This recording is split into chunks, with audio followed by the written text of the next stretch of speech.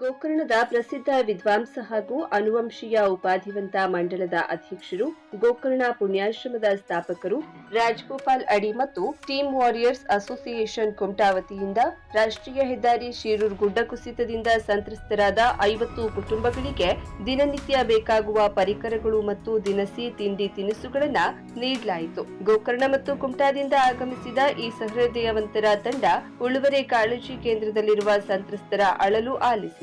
ಉಳುವರೆಯ ಹಾನಿಗೊಳಗಾದ ಪ್ರದೇಶಕ್ಕೆ ಭೇಟಿ ನೀಡಿ ಅಲ್ಲಿಯ ಪರಿಸ್ಥಿತಿ ತಿಳಿದು ಇನ್ನೂ ಹೆಚ್ಚಿನ ಸಹಕಾರ ನೀಡೋದಾಗಿ ಸ್ಥಳೀಯರಿಗೆ ಧೈರ್ಯ ತುಂಬಿದ್ರು. ಈ ಸಂದರ್ಭದಲ್ಲಿ ಗುರೂಜಿ ರಾಜಗೋಪಾಲ್ ಅಡಿ ಮಾತನಾಡಿ, ಪ್ರಕೃತಿಯ ಮುಂದೆ ನಾವೆಲ್ಲರೂ ಪಾತ್ರಧಾರಿಗಳು. ಗುಡ್ಡ ಕುಸಿತದಿಂದ ಮನೆ ಕಳೆದುಕೊಂಡವರು ಹಾಗೂ ಓರ್ವ ಹೆಣ್ಣು ಮಗಳು ಮರಣ ಹೊಂದಿದ್ದು, ಇನ್ನುಳಿದ ಮನೆಗಳಿಗೂ ಭಾಗಶಃ ಹಾನಿಯಾಗಿರೋದು ಮತ್ತು ಮೀನುಗಾರ ಕುಟುಂಬದವರು ಜೀವನಕ್ಕೆ ಬೇಕಾದ ಮೀನುಗಾರಿಕೆಯ ಪರಿಕರಗಳನ್ನ ಕಳೆದುಕೊಂಡಿರೋದು ಬೇಸರದ ಸಂಗತಿ. ನಾವು ಇಂದು ನಿಮ್ಮ ಪ್ರತಿಯೊಂದು ಕುಟುಂಬಕ್ಕೆ ಅನುಕೂಲವಾಗಲಿ ಎಂದು ಈ ಕಿಟ್ ನೀಡುತ್ತಿದ್ದೇವೆ.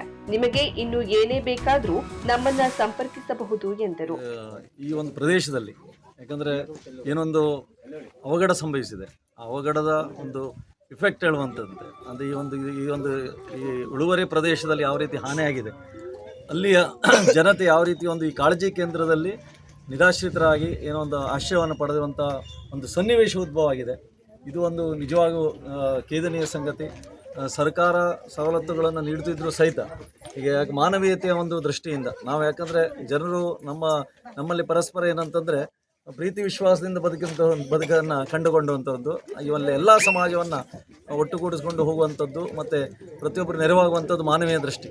ಆ ಒಂದು ದಿಶೆಯಲ್ಲಿ ಇವತ್ತಿನ ದಿವಸ ನಾವು ಆನುವಂಶಿಕ ಉಪಾಧಿವಂತ ಮಂಡಳ ಮತ್ತು ನಮ್ಮ ಕುಮಟಾ ವಾರಿಯರ್ಸ್ ಇರ್ಬೋದು, ಮತ್ತು ನಾವು ಪ್ರಧಾನ ಅರ್ಚಕರಾಗಿ ವಿಶೇಷವಾಗಿ ಮಹಾಬಲೇಶ್ವರ ದೇವಸ್ಥಾನ ಪ್ರಧಾನ ಅರ್ಚಕರು, ಆನುವಂಶಿಕ ವಂಶ ಆಡಳಿತ ಮಂಡಳಿಯ ಏನೋ ಒಂದು ಅಧ್ಯಕ್ಷರಾಗಿ ಮತ್ತು ಈ ಗೋಕರ್ಣ ಒಂದು ನಾಗರಿಕರಾಗಿಯೂ ಸಹಿತ ಇಂಥ ಒಂದು ಸಂದರ್ಭದಲ್ಲಿ ಅವರ ನೆರವಿಗೆ ಬರುವಂಥದ್ದು ನಮ್ಮ ಒಂದು ಮಾನವೀಯತೆ. ಆ ಒಂದು ದೃಷ್ಟಿಯಲ್ಲಿ ನಾವು ಇವತ್ತಿನ ದಿವಸ ಬಂದು ನಮ್ಮ ಕೈಲಾದಂಥ ಅಳಿಲು ಸೇವೆಯನ್ನು ನಾವು ಮಾಡಿದ್ದೇವೆ ಅಂತ ನಾನು ಹೇಳಿಕ್ಕೆ ಈ ಸಂದರ್ಭದಲ್ಲಿ ಇಷ್ಟಪಡ್ತಿದ್ದೇನೆ.